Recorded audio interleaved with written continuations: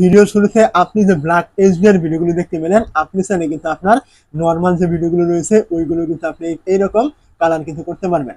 তো তার জন্য আপনি কি করবেন, প্রথমে আপনি আপনার মোবাইলে এই দেখতে পাচ্ছেন আপনার ক্যাপকাট অ্যাপটি রয়েছে, এটা কিন্তু আপনাকে ইনস্টল কিন্তু করে নিতে হবে। আপনি গুগল প্লে স্টোর থেকে ইনস্টল করে নেবেন।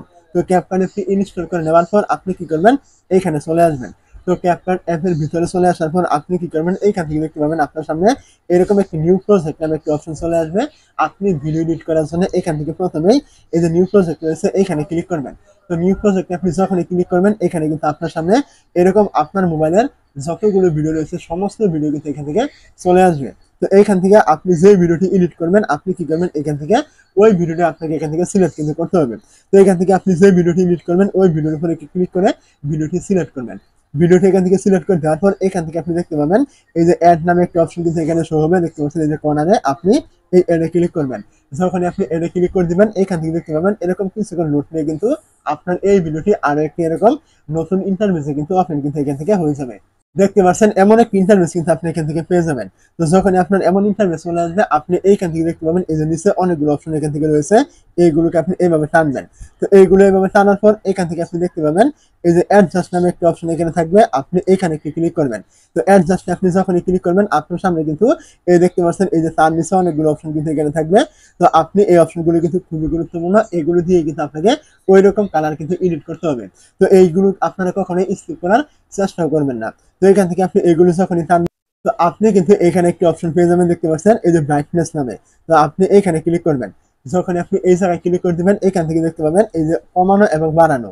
তো আপনি এইটা এখান থেকে একটু হালকা বাড়িয়ে দিবেন, 10 থেকে আপনি 15 করে দিবেন। তারপর আপনি এগুলোকে আবারও টানবেন। টানার পরে এখান থেকে দেখতে পাবেন এই যে কন্ট্রাস্ট নামে একটা অপশন এখানে থাকবে, এইখানে আপনি ক্লিক করবেন। তো এই জায়গায় ক্লিক করে দেওয়ার পর এইটা আপনি এখান থেকে বাড়িয়ে 10 থেকে 15 করে দিবেন। তারপর আপনি এগুলোকে আবারও টানবেন। টানার পর এইখান থেকে আপনি দেখতে পাবেন এই যে স্যাচুরেশন নামে একটা অপশন এখানে থাকবে, এইখানে ক্লিক করবেন।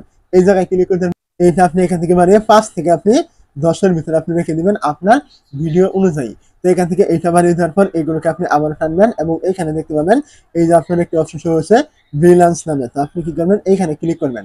তো যখন আপনি এইখানে ক্লিক করবেন, এটা আপনি এখান থেকে বাড়িয়ে আপনি এখান থেকে 5 থেকে 10 করবেন এবং এগুলোকে আপনি আবারও টানবেন। এইখান থেকে দেখতে পাবেন শার্পিন নামে একটা অপশন থাকবে, এইখানে ক্লিক করবেন।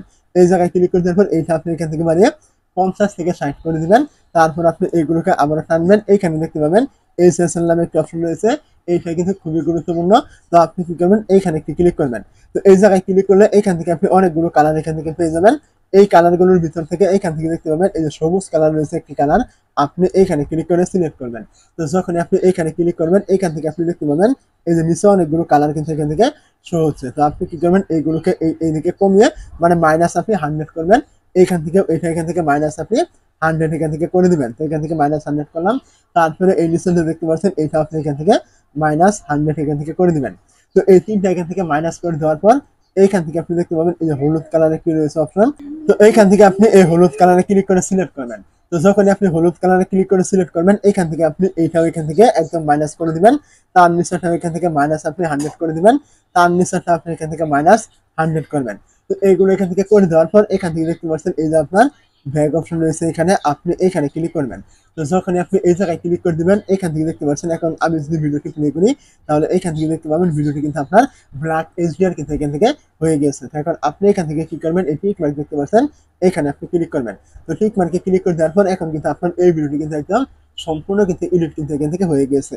তো এখন আপনি এই ভিডিওটি এখান থেকে এই যে ওয়াটারমার্কটি রয়েছে এখানে ক্লিক করে এখান থেকে ওয়াটারমার্কটি ডিলিট করবেন এবং এই ভিডিওটি এখান থেকে আপনি এই দেখতে পাচ্ছেন এক্সপোর্ট রয়েছে, এখানে ক্লিক করলে কিন্তু আপনি এখান থেকে এক্সপোর্ট কিন্তু করে নিতে পারবেন আপনার এই ভিডিওটি আপনার গ্যালারিতে।